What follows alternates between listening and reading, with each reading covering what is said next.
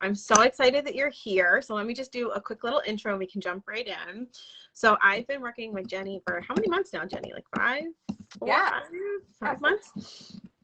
And I actually found her through one of my old Orange Theory trainers who actually shared Jenny on Instagram a while ago. And I reached out to her and we started talking about my nutrition goals and if I was meeting them. And as somebody that has like always struggled with my weight and yo-yoing in my weight and trying this diet and that diet, I loved when I had an intro call with Jenny and she was like, nope, you don't need to be doing that anymore, which was awesome. So I will turn it over to you, Jenny, so you can do a little intro for yourself. Yeah, thank you so much, Marissa. It's great to be here and see everyone. So I want this to be interactive too. So if you guys have questions as I'm going through things, or if you resonate with things I'm saying, give me a heart, comment below. I want you guys to be engaged with this as well. So like Marissa said, I'm Jenny. I am a registered and licensed dietitian, and I'm a nutrition coach. So I work mostly virtually with people, which is an amazing option right now.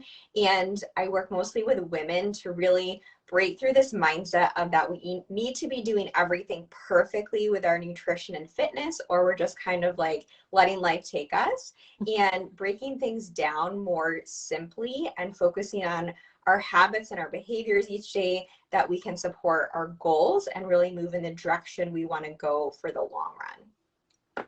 So I just wanted to share with you today, I thought this would be a valuable topic of the most common things that I see working with women around mistakes they're making when trying to lose weight. And if any of these things resonate with you, let me know. I'm also going to be sharing some things that you can do differently to refocus on some of these things. Sound good? Sounds great. Okay. So the first one that I see most often is saving calories or skipping meals during the day. This can be intentional or unintentional, right? We're busy during the day, and so sometimes we're like, oh my gosh, I didn't even realize I skipped breakfast, or so it can be totally unintentional. Or we can do it as a means to save calories because we know we're going to have a planned meal later in the day. So the problem here is that this always backfires on us, and that we struggle with later in the day overeating at dinner or overeating later on after dinner because we're not getting enough nutrition during the day, enough calories. Your body needs energy to do everything that it does during the day, and we're getting this through our nutrition. So if we're not getting this, our body is going to send us red flags during the day, but we're not always paying attention because we're distracted. So I have a quick little analogy here. If you think of your child at the playground, we'll call him Tommy, and you're talking with your friend, and Tommy's at the playground, he falls and he hurts himself, and he says, hey, mom, I need your attention, but you're busy, you're talking to your friend, you're not listening, taps you on your shoulder, mom, I need your attention. Still 1 second, I'll be there in a second. Mom, I need your attention. He's screaming, he's yelling at you, and he's like, throwing a tantrum, and you're like, oh my gosh, what's wrong? You realize he's hurt, you need to take care of him. This is like a very similar concept our body's doing. It's kind of sending us nudges throughout the day. Maybe we're lightheaded, we're dizzy, difficulty concentrating, irritable, like all these things. And then later in the day, it's like this perfect storm of like, we're all these feelings, but then we're also starving, and we've made a million decisions during the day. And it's like, of course, we're going to reach for the easiest, quickest thing. So there's nothing wrong with you if you're struggling with this, but there is absolutely a way that we can focus on prioritizing getting your meals in. So let me know if that one resonated with you.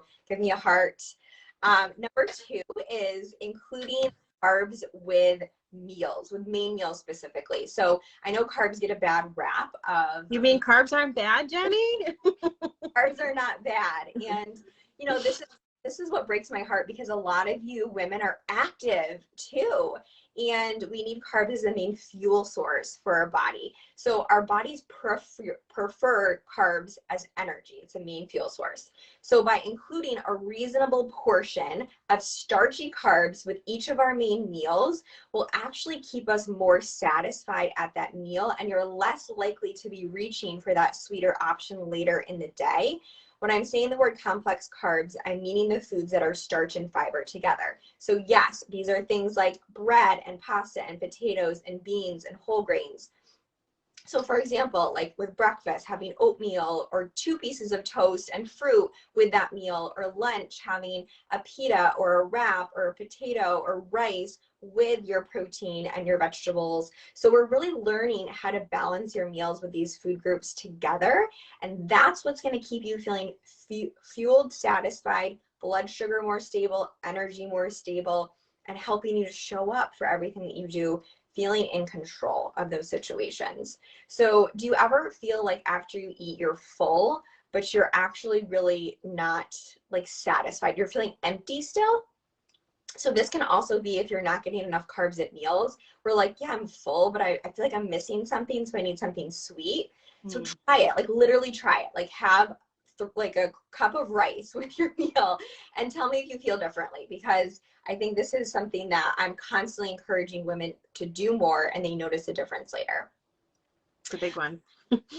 Yes, yes, yes. So number 3 is doing more high intensity activity during the day for like 30 minutes or an hour, but then we're sedentary the rest of the day. So when it comes to daily energy expenditure, we have to just recognize where this is coming from. So if we break this down from more of like a science standpoint, a majority of the calories that we burn is our basal metabolic rate. 60% of the calories just for our body to function, our heart to beat, our lungs to breathe, our brain to work. And that's primarily where we're burning calories. And then 10% of this is coming from the energy we use to digest our food. And then the next 10% is coming from formal exercise, which really isn't that much, 10% of our total daily energy expenditure. 20% is coming from our non-exercise activity. So these are going to be things like walking, doing laundry, parking farther away, running after your kids, just daily activities that we're doing during the day that can really, really add up to energy expenditure. Our bodies are meant to be moved. They're meant to be doing things. And yeah, right now we're totally more sedentary, right? We're in a very virtual culture, and we're told to be at home and not going to the grocery store, not going places. So maybe your job before, you were getting up from your desk and you were going from classroom to classroom, or you were, walking farther to your car. And these little things we're not doing anymore during the day. And they can really add up from being more sedentary. Again, not that you're a bad person because you're more sedentary. It's like, okay, here's an area that's changed in my life, and what are some ways that I can do this a little differently. It is more challenging in the winter, absolutely. But even just like getting up, and like some things that I'll do is like I'll go empty the dishwasher, or like make the bed, or switch the laundry, and just like include some little house things during the day to break up the day. I try to even just like 10-minute walk outside, or just like little things that you can add in during the day. If you all follow Jenny on Instagram, you'll see that she walks outside every day, no matter how cold it is. She's outside. I She's do. so good. So good about it. Really prioritize that, because I'm absolutely sedentary. Like I am on the phone, I'm on my computer, like I run a virtual business for sure. So I have to be super intentional, just like y'all, about moving. And I have a dog too, and if I don't take her out, like she misbehaves, right? Resonate with that. Like if your child is not active during the day, they're gonna behave. Same thing. Yep. We're the same. Like we're gonna be irritable if we don't. It's so true.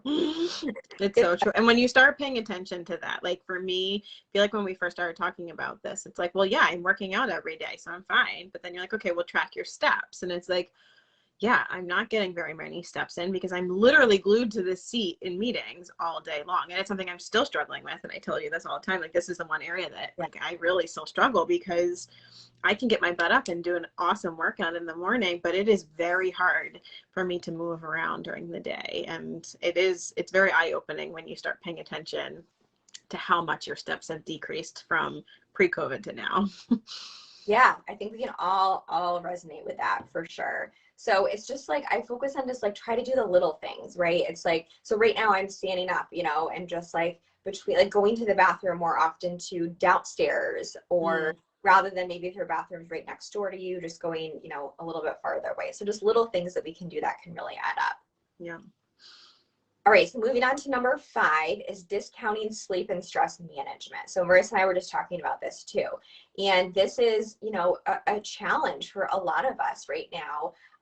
So if we break this down, the frontal lobe in our brain is responsible for decision making each day and impulse control. So as this activity in our brain is dulled from lack of sleep, it's kind of like almost you're feeling drunk, even though you drink no alcohol, because the reasoning in our brain is off. So we're less likely to make these decisions that we know that are probably going to make us feel better or that we should be doing, just because we don't have as much of this like reaction time and reasoning in our brain. Also with that too, if we're not getting enough sleep, our body's looking for energy. Where do we get energy if we're not getting sleep? We're getting that through calories, right?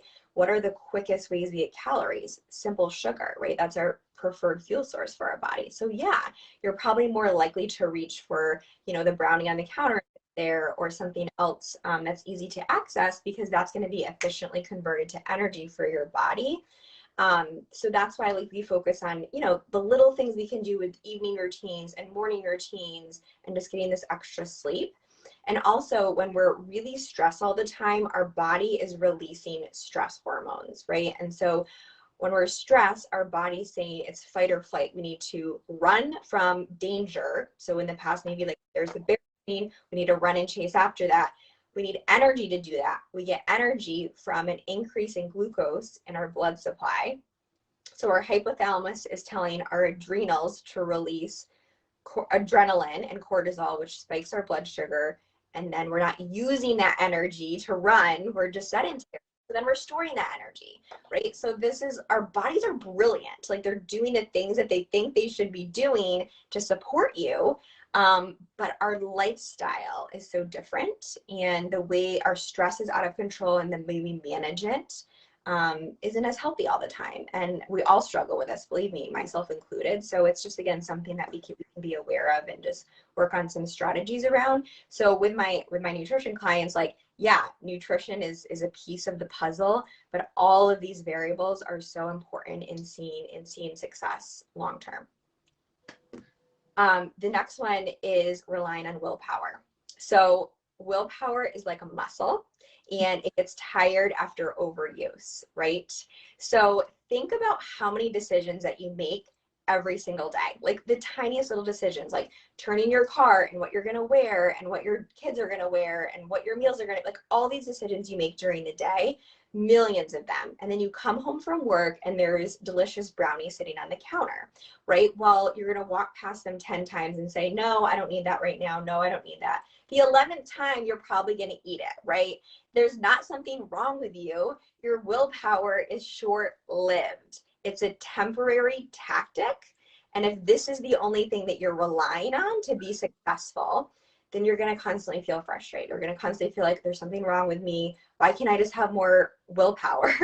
And it's not the willpower. You need to have a better plan and strategy around that. So knowing, I know when I get home from work at 3 o'clock, I'm going to be hungry. So maybe I need to have a planned, balanced snack that I know is going to make me feel better, so I can walk into the house not feeling overly hungry on top of the other stressors and emotions that I'm feeling. And then also just coming back to like the deeper reason of like why you're making these choices for yourself, the reason why these things are important to you.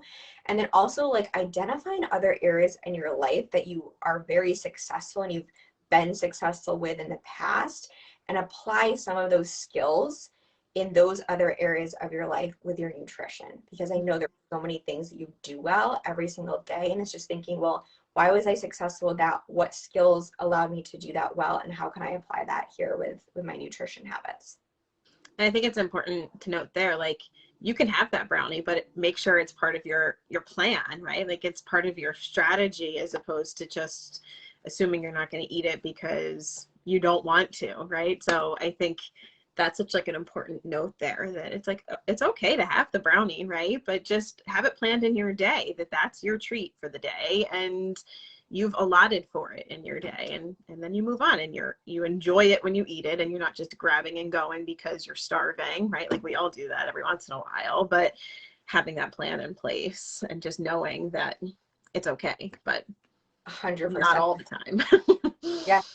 Yeah, and I was just using that as an example. I Yeah. completely tell people, like, you need to have fun food in your day, because if you don't, you feel restricted and you only want it more. So yes, if you want the brownie and this is going to be something that's worth it and makes you're going to feel fine, one brownie is going to be fine probably. The problem is that the one brownie can lead to four, and then we don't feel good, and it's actually maybe we're just hungry and we need to have a better snack, maybe with the brownie, whatever. So absolutely. Like I say before, the only bad foods are the foods you're allergic to and the foods that are spoiled.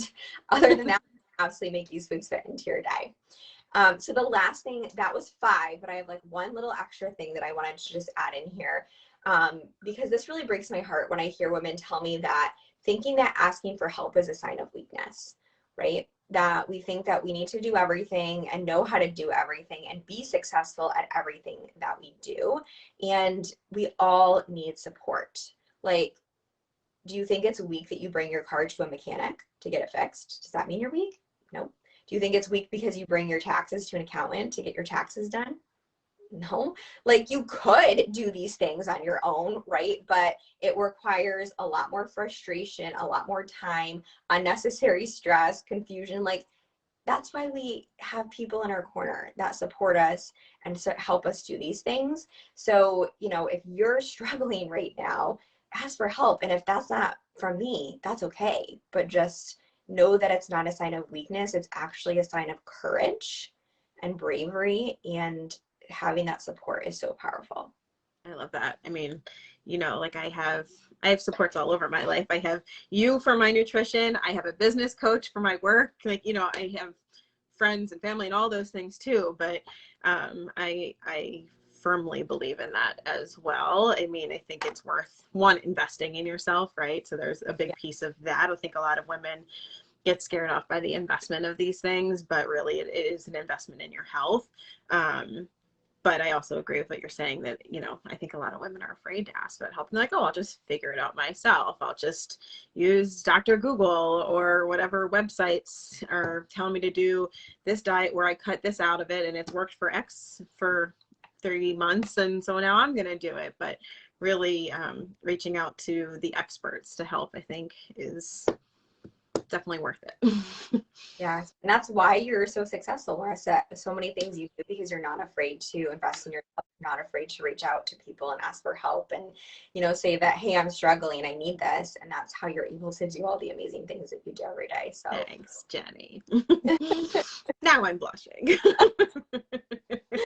Oh, I have a coach too. Like, I'm not perfect. I need support. Like, we all do. And we all struggle in different areas. Absolutely. So having that community, like Marissa has created for you all here, is so valuable. Yeah, that's a good crew. Yeah. Good crew. Well, thank you so much, Jenny. I thought that was awesome and super easy things for people to, write down and take away and think about their day to day, right? Those are all things to think like, oh yeah, like I have cut out carbs and that is why I'm grabbing that later. And just all the things you said, I think they're super actionable, which I really appreciate. And so I shared yesterday Jenny's private Facebook group. I can post her link to her website below, or you can friend her on Facebook or find her on Instagram if you have any direct things that you want to ask Jenny, because she is a wealth of knowledge and I appreciate her so much. And I'm so glad to share her with you today. So anything else, Jenny? Thank Hi, you. Aim. Hey, thanks for joining. So glad it was helpful. Yeah, like Marissa said, I have a free Facebook community as well. I'm kicking off a mindful eating challenge today. So I do work on balancing your meals, but also how we eat is important as well. So we're pairing that in. And so we're kicking that off today over my group. So love to have you join, totally free. And the winner gets a free beauty counter product, which I'm super excited. So I thought it was just a great opportunity to focus on nourishing your body this week for Valentine's Day, right? We're so, caught up in giving everything for everybody else, which is amazing, but it's important that you're also nourishing yourself. So I thought it was a great tie-in there. And then you get a prize of a self-care product from Beauty Counter. So how awesome is that, both ways? Love it. Love it. Love it. Love it. I'm taking part of the challenge as well. So come join me over there. And it's, super easy. Today's challenge is just taking a picture of where you eat your meals, right? Isn't that today's. So it's nothing like crazy that she's asking you to do. It's just really paying attention to different things that, you know, attribute to mindful eating. So I'm excited for it. Yeah, it's just building self-awareness is always the first step that I'm working with people on. It's like, okay, what are we doing now? And it's not, you know, bad or good. It's just like, what's our baseline? So that way we can some small shifts forward. So that's what we're doing today over there. It's like, just start to notice, like, how are you eating most of your meals? Just pay attention. And then just focusing on different skills each day. So I'd love to have you over there. I'm on Instagram at JennyDoor_RD. And if this sounds like something you're interested in, I would love for you to jump over. I have a website you can get more information about me, jennydoor.com. And if you're interested in learning more, just go ahead and fill out my nutrition coaching application there. And then we can set up a free call together and just really talk about more what your goals are. I can explain about my nutrition program and just see if we're a good fit to move forward to work together. Do it. Do it. Well, thank you again, Jenny. This was awesome.